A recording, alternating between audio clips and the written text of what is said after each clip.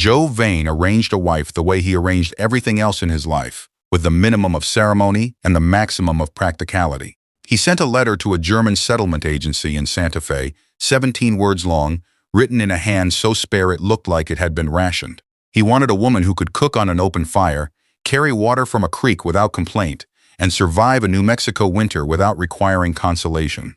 He did not mention that he was 29 years old and had not spoken to another human being, beyond grunting at his mule Absalom, in 11 months. He did not mention the mine. Nobody ever mentioned the mine. What arrived 6 weeks later on the Cimarron stage was not what Joe Vane had specified. Clara Hoffman was 16 years old, a fact the agency had buried in the 7th line of its reply, with copper dark hair that refused to stay pinned, a jaw that looked like it had been quarried rather than grown, and an expression that suggested she had spent the entire journey from Albuquerque deciding exactly how disagreeable she intended to be. She stepped off the stage carrying a single canvas bag, a battered copy of Humboldt's personal narrative of travels in the equinoctial regions of America, and the absolute conviction that whatever this man had ordered, she had not come here to be it. She looked at Joe Vane standing in the road, at his sun-cracked boots, his $2 hat, his mule, and she said in German accented English so precise it sounded like a legal document, "You have dirt on your face. Is that usual, or are you making an effort?" Joe Vane had come to Colfax County in 1869 with a broken pickaxe, a surveyor's compass borrowed from a dead man, and a theory about the rock formation on the east face of Ute Park Mesa that nobody with any standing in the territory had the patience to hear. By 1872, he had a homestead of 240 acres that produced, in a good year, enough to keep him and the mule alive, and a loneliness so dense it had its own gravity. He had felt it pulling at him for 3 years before he admitted what it was. Clara Hoffman was the third daughter of a Frankfurt clockmaker who had emigrated to the New Mexico territory and died of a fever before he could unpack his tools. She could cook on anything, read in 4 languages, set a bone, and argue in the dialect of a woman who had been making her own decisions since she was 12 years old. What Joe had not anticipated was that she had read Humboldt, all 4 volumes, and had opinions about volcanic sediment that were, as he would discover within 72 hours of her arrival, more accurate than his own. This story is just getting started. Subscribe now and follow every twist. New stories drop every single week. Hit subscribe, you will not regret it. On the 3rd morning, Clara set Humboldt's 3rd volume on the breakfast table, opened to a hand-annotated page, and said, "You have been reading the sediment wrong. The copper veining you described in your letter to the agency, I found a similar annotation in Humboldt. The primary deposit will not be where you have been digging. It will be 40 feet higher and 15 degrees north. I worked it out on the ride from Albuquerque. You are welcome." Joe Vane set down his coffee cup, slowly, the way a man sets something down when he is reconsidering everything that preceded the moment, and said, "I know." Clara looked at him. She had prepared arguments. She had rehearsed the full geological case. She had not prepared for a man who already knew he was wrong and had, apparently, been sitting with that knowledge like a stone in his boot for 3 years, waiting for someone to simply say it aloud. She had not expected someone quiet enough to hear her. "You know," she repeated, "and you have done nothing." He looked out the window toward the mesa. "I was waiting," he said, "for the right person to hold the second lantern." Without asking, Clara repitched the sluice channel Joe had dug at a 12-degree gradient, a gradient that sent water skidding past the gravel bed instead of through it. She worked alone, 2 mornings in a row before dawn, with a borrowed shovel and a surveyor's eye she had taught herself from one of her father's books. When the water ran clean and true through the channel on the 3rd day and the first color of mineral wash appeared in the pan, Joe stood at the lip of the trench for a long time and said nothing at all.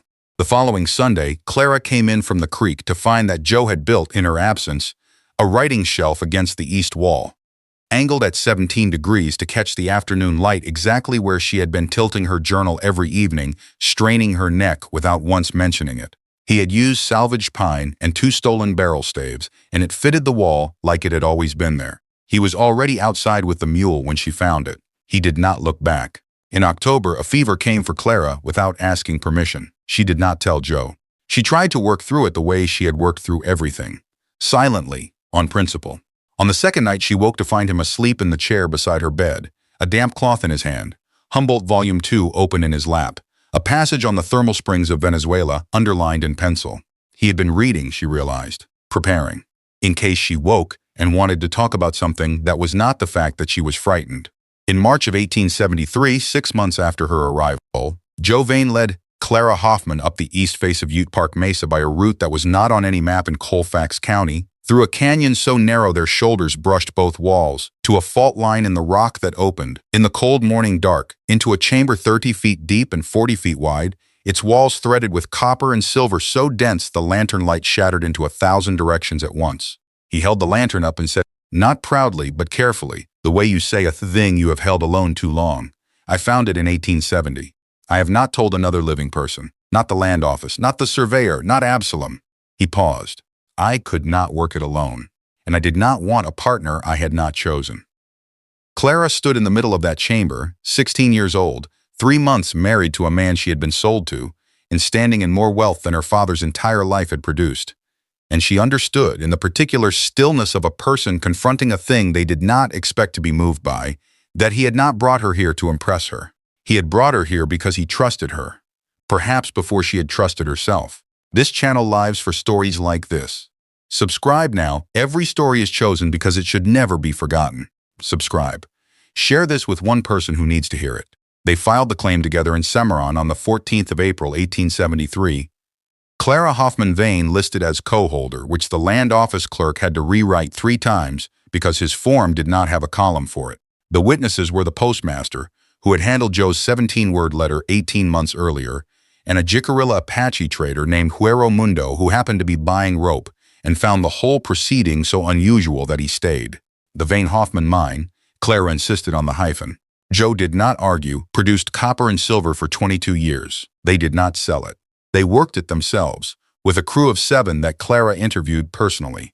And Joe trained with the methodical patience of a man who had spent 3 years waiting for the right people. They built a proper house at the foot of the mesa in 1875. Clara designed it. Joe built it. The east wall had windows that caught the afternoon light at exactly 17 degrees. They had 3 children, Frederick, Isolde, and a boy they named after the valley, Moreno, who grew up to be a surveyor and never understood why his father's eyes went soft whenever he picked up a compass. Clara taught them Latin, geology, and how to read a rock formation from a moving horse. Joe taught them patience and the particular grammar of silence that means, I see you, I am here, you do not have to explain. Joe Vane died in 1901 at the age of 61, of a heart that had, as Clara told the doctor with remarkable composure, worked harder than its specifications for 30 years. He is buried on the east slope of Ute Park Mesa, where the copper seam comes closest to the surface, and where, on clear mornings, the light comes off the rock wall in exactly the way that first made him press his hand against it in 1870 and know that something extraordinary was hiding just beneath. Clara Hoffman Vane lived until 1924. She is buried beside him. She outlived him by 23 years, spent 17 of them completing a geological survey of Colfax County that the New Mexico School of Mines published in 1919, and 3 of them writing a memoir that nobody published in her lifetime, and that was found in a trunk in Cimarron in 1961 by a librarian cataloging donated estates. He arranged a wife in 17 words. She arrived with a book and a verdict. And what they built together, the mine, the house, the children, the 22 years of shared silence and shared certainty, was better than either of them had ordered. Because the things worth having are never the things that arrive according to specification. They are the things that show up with their own compass and already know which wall the light comes through. Tell me, in the comments below, which moment in this story stayed with you longest? Was it the 17-word letter? The writing shelf built to catch afternoon light at exactly 17 degrees? Or the morning she stood in that mine chamber and understood that he had chosen her before she had chosen herself? I read every single comment on this channel, everyone, because the reason I keep making these is in those responses, in the proof that real human stories, told honestly, still land. If you want more stories about the people, the history books filed under wife of, or settler, or deceased, the ones who turned out to be the whole story, they are right here on this channel. Subscribe, hit the bell, bring someone with you. The next story is already waiting, and I promise you, it has a mind of its own.